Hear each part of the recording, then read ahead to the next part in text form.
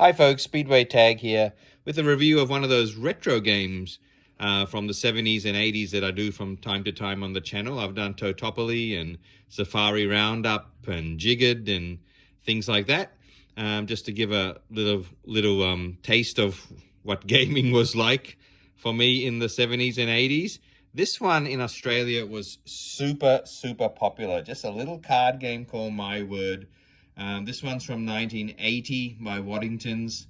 Yeah, it was really popular here for right through my childhood, and I still have my copy, and it's still a really... Oh, by the way, that's my little fishing boy LCD game that I still play, and that's 40 years old.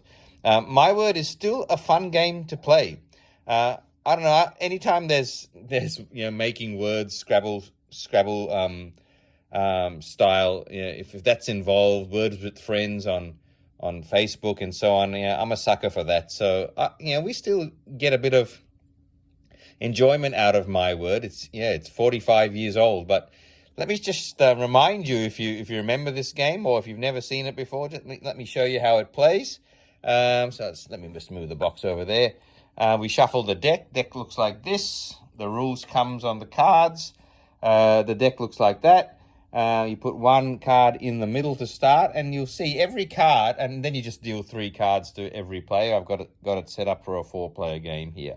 Put one in the middle. Every single card looks like this. It's got 2 letters on the 4 sides of the card, and you are supposed to put cards either next to or above or below and try and make 4-letter words. You can only make 4-letter words, and obviously when you do make one, you add the points up for the 2 pairs of letters. So the P and the E here gets you 3 points. If I can make something up there, which I'm going to play my CA up there and play Cape.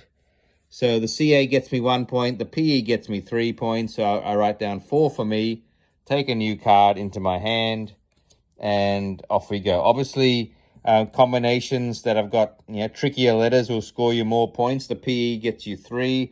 I've got an SK here, which will get me 4. I think there's a couple of 5s as well. Yeah, HI will get me 5. I don't know why that's considered difficult, but yeah. So the strategy is there to make the words with the trickiest pairs of letters. So if I played the CA, this person might come along and play and create lime over there and get 4 points for lime. All right, and they take another card. Now this guy, you see he's got a bit of a special card there, and it's the one with the symbols, and it's red to remind you that there's symbols on that card. Those symbols are wild, and they're wild just for your turn. For example, if I play this now like that, whenever you do play into a corner like this, you have to match both sets of pairs on the 2 cards that are surrounding the one that you've just played. So you have to make words out of everything when you play a card. So I've made gate here for 4 points, and I'm going to say that that's LOOK. So that's going to be look for me. And the thing is, you get triple points for the word that you make with the symbols. Now, so 3 times 1 is 3. So that word is worth 3. So really you want to use your symbols on some of the harder letters like this. Like if there was an HU there for 4, and I declared these letters to be LK, Hulk, that's 12 points. So yeah, there's a bit of strategy there when and where to use your special letters. And so yeah, so it's times 3 anytime you create a word like that.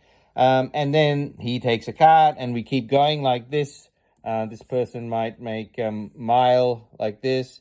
And the grid is 6 by 6. You can't go outside of a 6 by 6 grid. And you think, well, there's a lot of cards here. What's going to happen when a 6 by 6 grid is filled up? Well, you're also allowed to play on top of cards. Okay, so I'm allowed to come along with this card and play it on top of here and get mole like that. And if, of course, there was a card here as well, I'd have to match that as well. So you can play on top of cards.